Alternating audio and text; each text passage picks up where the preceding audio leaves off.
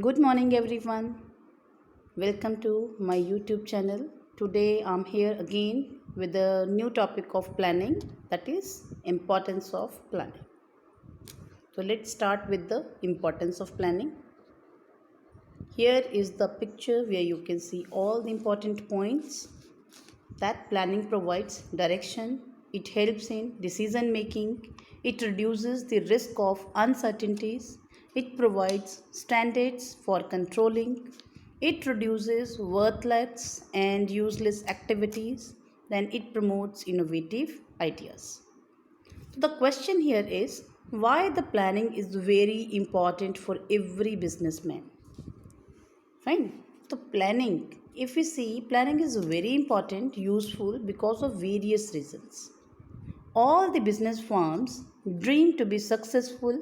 They want to increase their sales and they want to earn higher and higher profits.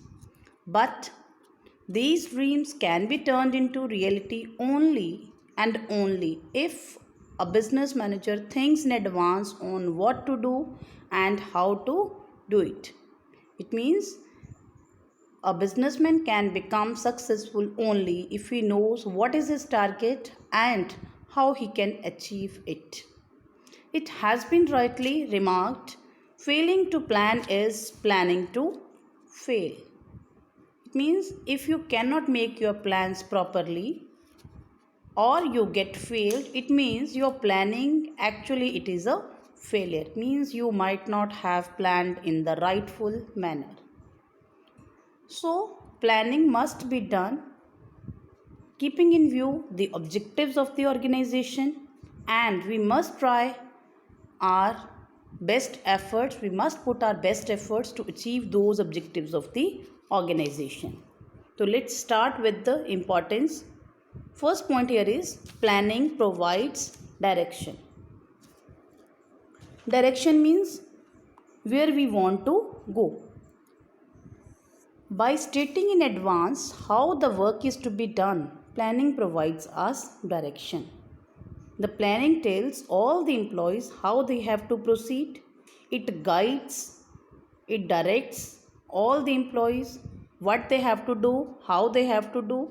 Since under planning, objectives or goals are well defined and all the employees are aware of what the organization has to do and what they must do to achieve those goals.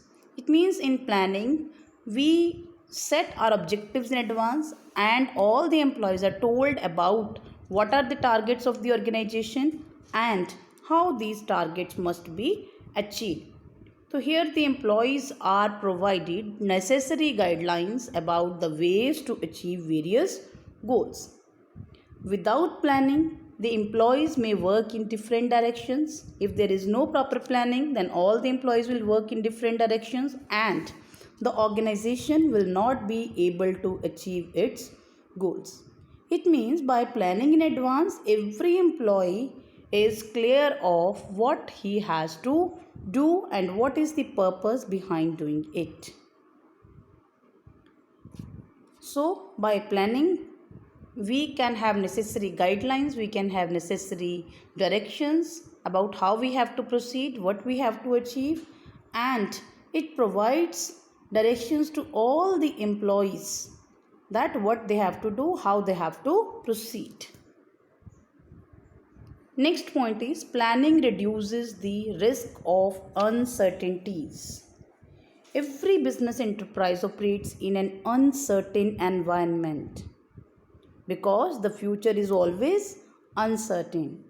The planning helps or enables a manager to look ahead and anticipate the changes and uncertain events so that he or she may take necessary steps to deal with them. It means जो planning है, it tells the managers about what uncertainties they can face in future, and that's why we make planning premises, that is assumptions regarding the future. For doing planning premises, we must always keep on scanning the business environment. In last chapter we did for SWOT analysis, environmental scanning. If a businessman want to reduce the risk of uncertainties, then they always must scan the business environment. But even after that, the planning it helps only to reduce the risk of uncertainties. It can only reduce the risk of uncertainties. It cannot 100% eliminate the uncertainties. It means even after doing the planning, we are not 100% sure of this fact that definitely our plan are going to bring the good results. Still, certain uncertainty is always there. It cannot prevent any problem, but it can predict them and prepare contingency plans to deal with them. Means when we plan, then it can also tell us certain other types of plans, what changes we can do in plans in order to avoid any types of risks of uncertainties. But keep this thing in mind, planning does not eliminate uncertainties. It can only reduce the risk of uncertainties. Next, third point is planning facilitates decision making. Earlier we did in process of planning that in planning we have to list out the various alternative courses of action for doing a particular task. So in planning we evaluate the positive and negative aspect of each alternative. We try to understand its feasibility and consequences. After the evaluation of all the positive points and negative points of every alternative, we come out with the one best plan. And that best plan must be selected which is the most feasible, which is most profitable, and it has least negative consequences. So planning helps us in setting up of targets, predicting future conditions, and also helps us in making rational decision by evaluation of all the alternatives. After evaluation we come out with one best alternative. So planning tells us which one is the best alternative, and it helps the managers to take various rational decisions. Next is planning reduces overlapping and wasteful activities. Here we can say the planning it ensures clarity in thought and action. It brings the clarity to everyone what he or she has to do with. And action work is carried on smoothly without any kind of interruptions because it provides clear directions to everyone. There is no confusion and misunderstanding for anyone. Useless and redundant activities are minimized or eliminated.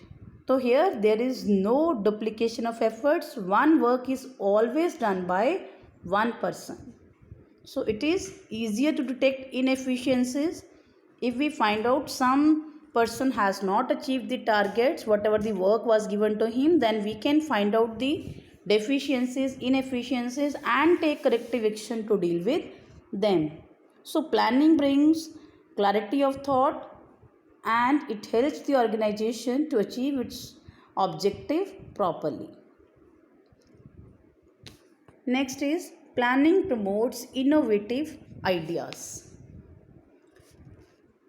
Planning is thinking in advance about what to do and how to do it. So it requires high thinking skills and it is a sort of intellectual activity. So before doing something, the manager has to formulate the idea of how to work on a particular task. So there is always a better scope for finding better ideas, better methods, better procedures to perform a particular job. Here the planning process, if we think about it, it forces the managers to think differently. It helps them to bring creativity and innovative ideas because they have to predict the future conditions. So it makes the managers more innovative and more creative also. Managers can take better decisions by promoting innovative ideas. Next is planning establishes standards for controlling. So controlling is known as the last function of management and it is very much interrelated with the planning. first of all, we'll try to understand what actually controlling is. In controlling, we have to find out the standards, we have to set up the standards, then actual performance is measured, then actual is compared with the standards. Afterwards, we find out the deviations, and whatever the differences are there, in order to correct them up, we take corrective action. Then who provides these standards? The question is, who provides the standards for controlling? Yes, it is planning. The planning provides standards for controlling. Planning only tells the criteria against which actual performance of employees will be measured. Then we make a comparison between actual performance and standards, which helps the managers to identify the deviations and to take corrective action. So that way we can say planning is a basis for controlling also. In the last lecture, we did about the process of planning. In process of planning, last step was follow-up action, in which we see whether the work has been done in the same manner as planned or not. Fine. So, in follow-up action, whatever we see, actually that is controlling. Controlling also, we see whatever the plans had been made, whether they have been followed accordingly, whether we are able to achieve the targets or not. In case our work is less than the standards, then we can find out the deviations, find out the reasons for the deviations, and take suitable corrective action in order to remove those deficiencies. So I hope you might have understood why planning is very important in order to have a successful organization. Thank you. Have a nice day.